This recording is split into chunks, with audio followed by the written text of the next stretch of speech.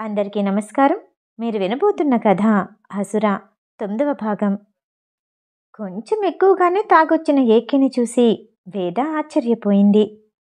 5 సంవత్సరాలలో ఎప్పుడు అలాంటి పరిస్థితుల్లో అతన్ని చూడలేదు. నువ్వు మోసం చేయటం వల్లే ఈ గాయాలు తగిలాయంటంతో వేదాకి బాధగా అనిపించింది. తడబడుతూ అడుగులు వేస్తూ తూలుతూ స్విమ్మింగ్ పూల్ వైపు వెళ్ళాడు. బాస్, నేను మిమ్మల్ని ఎప్పుడు మోసం చేయలేదు, చెయ్యాలని ఎప్పుడు అనుకోలేదు. ఏకే ఏం మాట్లాడుతున్నాడో అర్థం కాక అయోమయంగా చూస్తూ తూలిపోతున్న అతన్ని పట్టుకోవడానికి వెళ్ళింది. ఆమెను దూరంగా తోసేస్తూ తడబడుతూ స్విమ్మింగ్ పూల్లో పడిపోయాడు ఏకే. వేదాకి టెన్షన్గా అనిపించింది. అయ్యో, ఇప్పుడు మీ పరిస్థితి ఏమీ బాలేదు, రేపు ఉదయం మాట్లాడుకుందాం అంటూ చేయందించింది వేద. నీళ్ళల్లో పట్టం వల్ల ఏకేకి తాగిన మత్తంతా వదిలిపోయింది. కళ్ళ మీద పడిన నీటిని తుడుచుకుంటూ తలని విదిలిస్తూ వేదాకి చెయ్యి ఇచ్చాడు. ఏకేకి కోపం తగ్గలేదు. ఆమెని స్విమ్మింగ్ పూల్లోకి చెయ్యి పట్టుకొని ఒక్క ఉదుటన లోపలికి లాగాడు. అది ఊహించిన వేద నిలబడ్డానికి ప్రయత్నిస్తూ పడుతూ లేస్తూ ఉక్కిరి బిక్కిరయింది. మొత్తం తడిచిపోయి నడుం వరకు కనిపిస్తున్న వేదాన్ని చూస్తూ పైకొచ్చాడు ఏకే. 5 సంవత్సరాలుగా అతని పక్కనే ఉంటూ పనిచేస్తున్నా ఎప్పుడూ ఇంత అందంగా కనిపించలేదు. అతనిలో కలిగిన భావాన్ని సెకండ్లో దాచేసి, వెళ్ళి నీ ల్యాప్టాప్ తీసుకురా కోపంగా అంటూ స్విమ్మింగ్ పూల్ మెట్టు మీదే కూర్చున్నాడు ఏకే. వేద వణుకుతూ పైకొచ్చి 5 మినిట్స్ బాస్ అంటూ తన గది వైపు కదలబోయింది. ఏకే చిటుక వేస్తూ మళ్ళీ పిలిచాడు. 5 నిమిషాలు కాదు, ఒక్కటే నిమిషం. ఎలా ఉన్నావో అలాగే తీసుకురావాలి. ఏటో చూస్తూ సీరియస్గా అన్నాడు. అతని కోపం ఎందుకో వేదాకి అర్థం కాలేదు. 2 రోజులుగా తను చేసినవన్నీ గుర్తు చేసుకుంది. చెప్పకుండా చేసినవి 2 పనులు. సైట్లోని మేనేజర్తో మాట్లాడటం, రెండోది అతన్ని ఎవరు కొట్టారో తెలుసుకోవటానికి డిటెక్టివ్ డిపార్ట్మెంట్తో మాట్లాడటం. మొదటి విషయం ఏకేకి తెలుసు. డిటెక్టివ్ గురించి ఎవరైనా చెప్పుంటారా? వేద భయపడుతూనే వచ్చి వణుకుతూ ల్యాప్టాప్తో ఏకే పక్కన నిల్చుంది. ఆమె చేయి పట్టుకొని గట్టిగా కిందకి లాగాడు ఏకే. ఆ బలానికి మోకాళ్ళ మీద కూర్చుండిపోయి చలికి వణుకుతూనే ఏకే చేతికి ల్యాప్టాప్ని అందించింది. దాన్ని అందుకుంటూనే భయంతో ఉన్న కళ్ళని, అదిరే అదరాలని, తల్లో నుండి కారుతున్న నీరు తన మొహం మీద నుండి జారుతుంటే కళ్ళెత్తి చూసిన 1/2 నిమిషంలోనే ఆనందకుమారికి మనసు హాయిగా అనిపించింది. అంత త్వరగా తన కోపం చల్లారితే ఏకే ఎందుకవుతాడు? తనలోని రాక్షసుడిని మరో సెకండ్లో నిద్రలేపాడు. వేదాకి తన తల్లి మాటలు గుర్తొచ్చాయి. చెప్తే వినవు కదా, వర్షంలో ఆడొద్దంటే ఆడొస్తావు, రేపు జ్వరము జలుబు అను, మీ నాన్నే నిన్ను చూసుకుంటారు అంటూ తన తలని టవల్తో తుడుస్తూ కింద సాంబ్రాణి వేయటం వేదాకి గుర్తొచ్చింది. పాస్వర్డ్ ఏంటి? ఏకే మాటతో స్పృహలోకొచ్చింది వేద. బాస్, నేను టైప్ చేసిస్తాను. ల్యాప్టాప్ని అందుకోబోయింది. ఏకే ఆమె చేతిని గట్టిగా పట్టుకున్నాడు. పర్లేదు, చెప్పు. ఆ చేతిని వదలకుండా మరింత గట్టిగా పట్టుకోవటంతో వేదాకి నొప్పిగా అనిపించింది. బాస్, నేను ఎలాంటి తప్పు చేయలేదు. తన చేతిని విడిపించుకోవడానికి ప్రయత్నిస్తూ అంది వేద. నితీష్ విషయంలో కూడా ఏం చేయలేదా? ఏకే అంటూనే ఆమె ల్యాప్టాప్ మొత్తం చెక్ చేశాడు. నితీషా? ఈ పేరు గతంలో నేనెప్పుడు వినలేదే.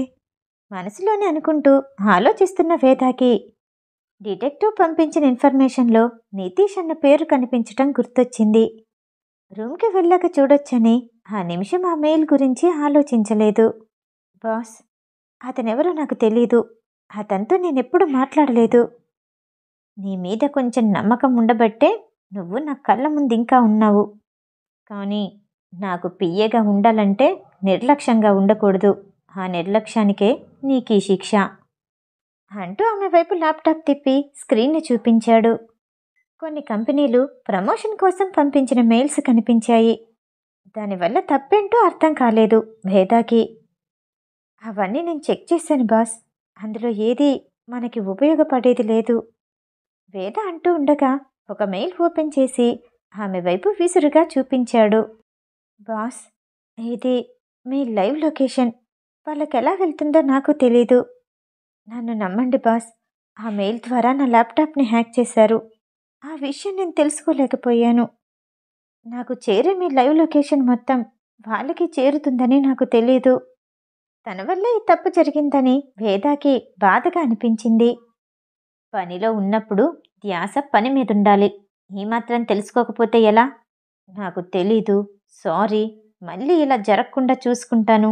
ఇలాంటి మాటలు నాకు అసహ్యం. తప్పు జరక్కముందే జాగ్రత్త పడాలి. ఏకే కటువుగా అంటూ ఆమె చేతిని విసురుగా వదిలేశాడు. మణికట్టు మీద అతని వేళ్లచ్చులు ఎర్రగా కందిపోయి కనిపించాయి. ఏకే కూడా తన కనుకొనల్లో నుండి అది గమనించాడు.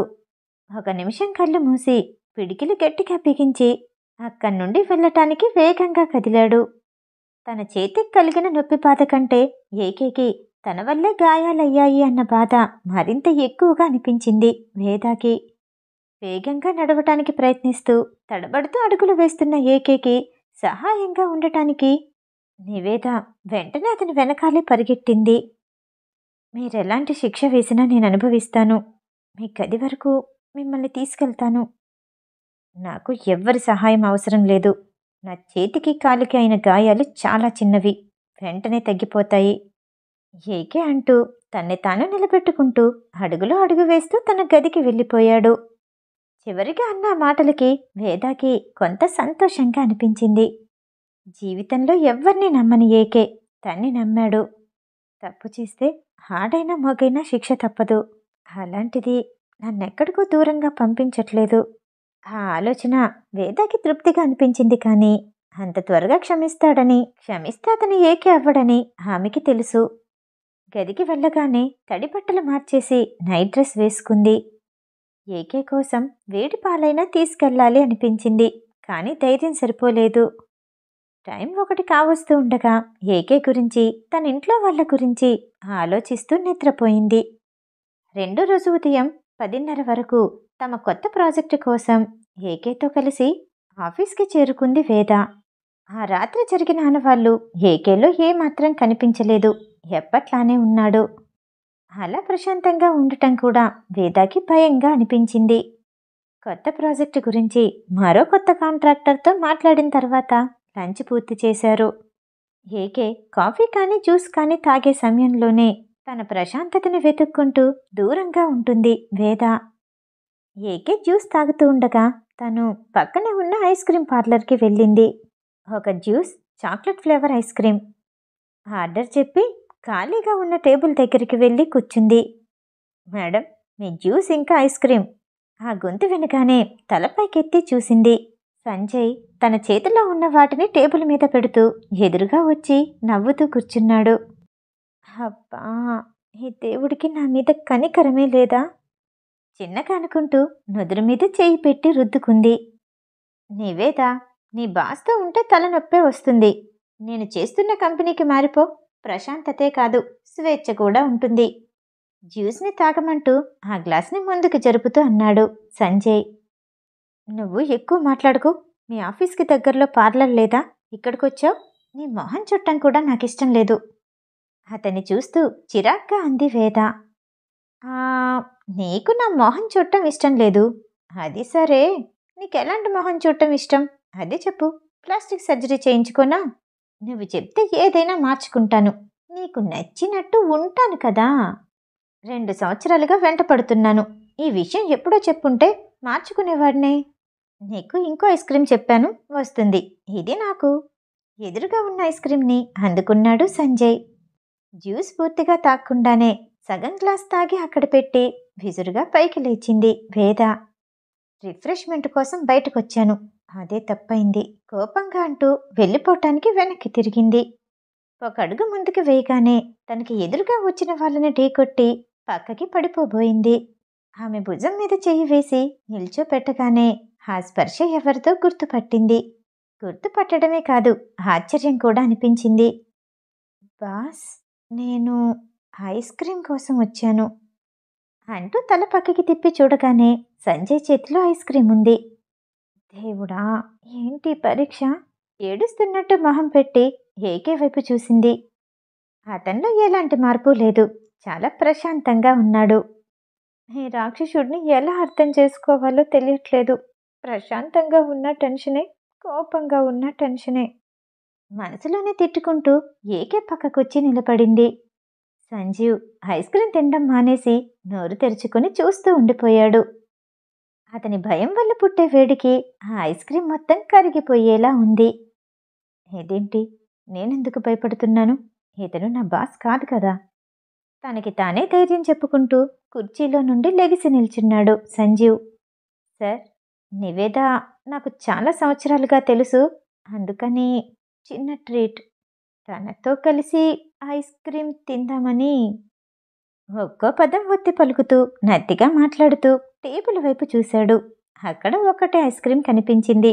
అది కూడా కరిగిపోతూ ఉంది. అంటే రెండు ఒకేసారి చెప్పాను. కానీ ముందు ఒకటొచ్చింది, తర్వాత వెనకాల వస్తుంది. ఏం మాట్లాడాలో అర్థం కాక తలని కొక్కుంటూ చెప్పాడు సంజయ్. నేను కూడా మీతో జాయిన్ అవుదామనే వచ్చాను. తిందామా? అంటూ టేబుల్ దగ్గరున్న చైర్లో కూర్చొని వేద సగం తాగిన జ్యూస్ గ్లాసుని అందుకున్నాడు ఏకే. అదంతా గమనించే స్థితిలో లేడు సంజయ్. కానీ వేద చూసింది. సార్, నేను వేరే జ్యూస్ తీసుకొస్తాను అంటూ కదలబోయింది. ఆమె చేతిని పట్టుకుని కిందకి లాగి తన పక్కనే ఉన్న చైర్లో కూర్చోపెట్టాడు. మీ ఇద్దరు ఫ్రెండ్స్ కాదు, ఇద్దరు ఐస్ క్రీం తినండి, నేను ఈ జ్యూస్ తాగుతాను. ఒక చేత్తో జ్యూస్ గ్లాస్ పట్టుకొని మరో చేత్తో టేబుల్ కింద వేద చేతిని పట్టుకుని అన్నాడు ఏకే. ఆ స్పర్శ రాత్రి పట్టుకున్నంత కఠినంగా లేదు, మెత్తగా ఉంది. ఏకేలో కోపం లేదు. ఆ కోపం లేకపోవడమే సంజీవ్కి కూడా భయంగా అనిపించింది. తిట్టడము కొట్టడము చేస్తే ఇక్కడి నుండి త్వరగా వెళ్ళిపోవచ్చు. ఏంటి టార్చర్ అనుకుంటూనే ఏకేకి ఎదురుగా కూర్చున్నాడు సంజీవ్. సో, నీ పేరు సంజీవ్. ఏ సైట్లో వర్క్ చేస్తున్నావు? నీ బాస్ ఎవరు? ఏకే మామూలుగా మాట్లాడుతున్నా సంజీవ్ గుండెల్లో పెద్ద శబ్దం చేస్తున్నట్టు అనిపించింది. నా గుండె చప్పుడేదో వీడి మాట చప్పుడేదో అర్థం కావట్లేదు. ఎక్కడ పనిచేస్తున్నాడో తన బాస్ ఎవరో సంజీవ్ వివరించాడు. మరికొన్ని ప్రశ్నలు వేశాక, ఓకే, నా జ్యూస్ అయిపోయింది. వేద, నాతో వస్తావా లేక ఐస్ క్రీం కలిసి తింటారా? వేదాన్ని చూస్తూ కుడి కనుబొమ్మ ఒక్కటే ఎగరేస్తూ అన్నాడు ఏకే. ఇప్పుడే వస్తాను బాస్, అది ఇప్పట్లో రాదు అని ఏకేతో అంటూ సంజీవ్ వైపు చూసి, వాడు ఆర్డర్ చేయలేదు నెమ్మదిగా అంటూ ఏకే వెనకాల వెళ్ళిపోయింది వేద. 2 సంవత్సరాలుగా వెంట పడుతున్నాను, నాకొక్కసారైనా రెస్పాండ్ అయిందా? ఇప్పుడు వీడి వెనకాల కుక్క పిల్లలా వెళ్ళిపోయింది. నాకు తెలుసు, నా ప్రేమకి అడ్డు వీడే అయ్యుంటాడు, రాక్షసుడు. సంజయ్ తిట్టుకున్నాడు. మిగతా కథ తర్వాయి భాగంలో. ఈ కథ వింటాం మీకు నచ్చినట్టయితే లైక్ చేసి సబ్స్క్రైబ్ చేయండి. మళ్ళీ రేపు కలుద్దాం. నమస్తే.